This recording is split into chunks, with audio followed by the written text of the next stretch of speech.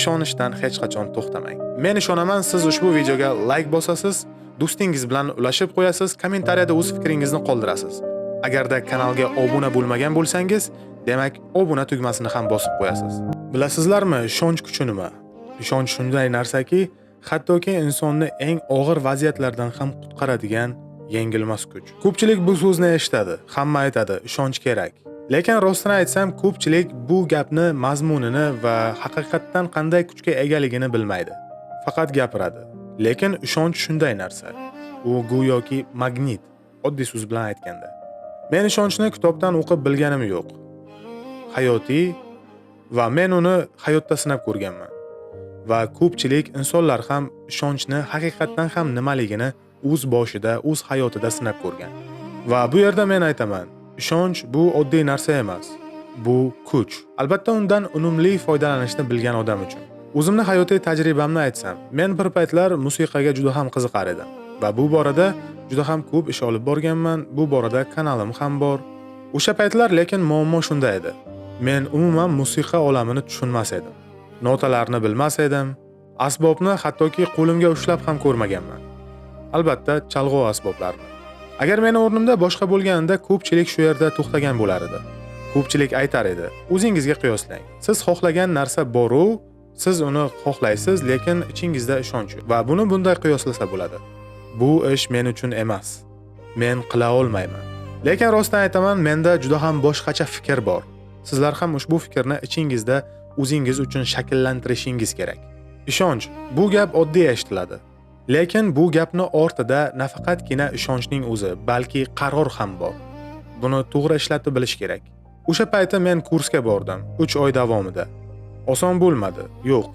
Har kuni tushunmaslik, xato qilish, asab buzilishlar bor edi.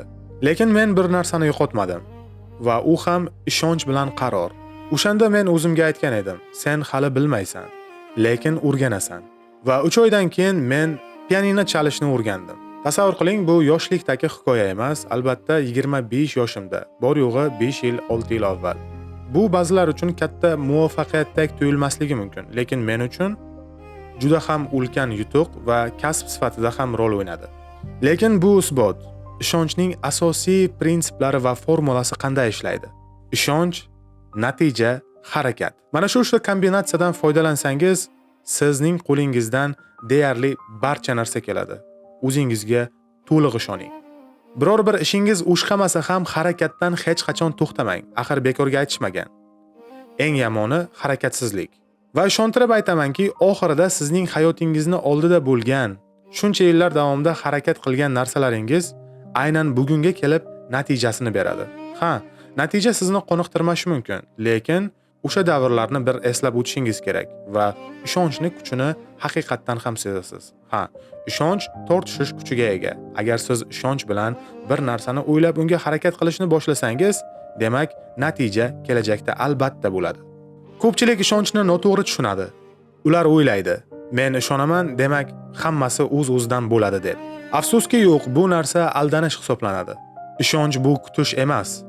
Ishonch bu harakat qilish. O'zingizni orzuyingiz va niyatlaringizga bo'lgan harakatni har kuni hech bo'lmasam bir yoki bo'lmasam yarim qadamdan boshlashdir. Men sizga hozir yana bir voqeani aytaman. Mening bir do'stim bor edi. U yillar davomida musiqa bilan shug'ullanar edi. U doim aytardi, men katta pul topaman. Mening qo'shiqlarim hit bo'ladi va men eng qimmat mashina olaman. Rostini aytsam, men o'sha payti unga ishonmagan edim. Chunki ko'pchilik gapiradi. Yon atrofimiz va hayot tarzimizga bir qarang. Ko'pchilik gapiradi, lekin gapdan nariga o'tmaydi.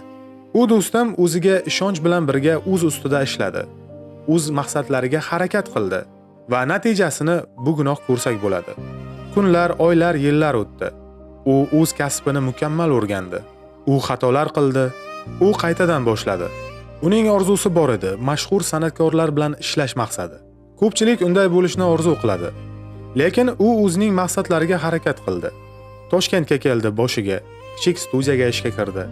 Yordamchi bo'lib ishladi, oyliksiz ishladi. Uning hayotida katta pul hali o'sha davrlarda yo'q edi, sharoit ham yo'q edi.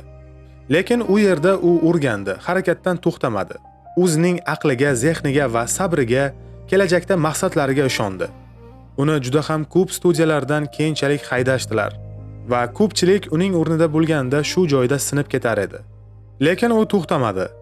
U yanada davom etdi. Qo'shiqlar yozdi, kuyladi, o'z ustida izlandi. Bora-bora tonish-bilishlar orttirdi. Bir kun esa u imkoniyat oldi. U mashhur san'atkorning oldiga chiqdi. U yerda ko'pchilik bor edi.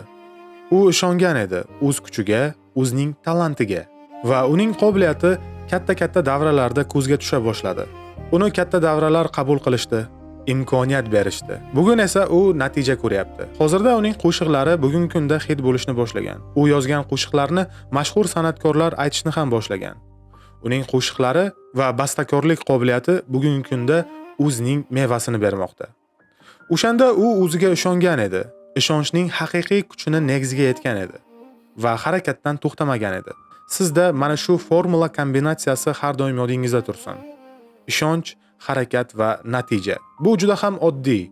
Bu narsani hayotda uddalagan odamlar sizga qayta-qayta aytadi, lekin bunga ahamiyat beradiganlar juda ham kam. Shuning uchun qalbingizda ishonchni mustahkam qiling. Har kuni bir qadam o'zingizni intilishingizga qarab harakat qiling va natijasini ertaga bo'lmasa, indinga albatta ko'rasiz. Bu yerda eng muhim gap nimada? Bu odam emas, bu ishonch, ya'ni uzoq vaqtli harakat. Ishonch nimaga o'xshaydi? Shu joyda aytib o'tishim kerak. Ishonch magnitga o'xshaydi.